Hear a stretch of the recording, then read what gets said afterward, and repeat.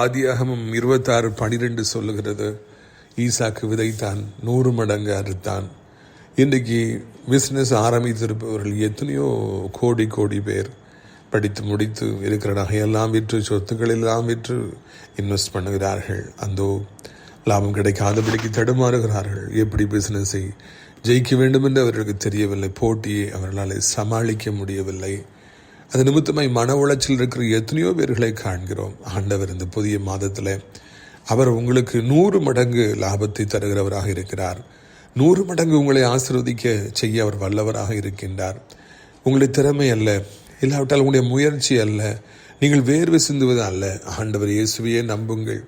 ஆண்டவரே, எனக்கு உதவி செய்யும், இந்த மாதத்தை எனக்கு ஆசீர்வாதமாய் மாற்றித்தாருங்கள், என்னுடைய கையின் பிரயாசத்தை ஆசீர்வதியுங்கள், என் தேவைகள் அனைத்தையும் சந்தியுங்கள் என்று சொல்லுங்கள். அப்பொழுது ஆண்டவர் உங்களை 100 மடங்கு ஆசீர்வதிப்பார், அனைவர் மத்தியிலும் உயர்த்துவார். ஆமேன்.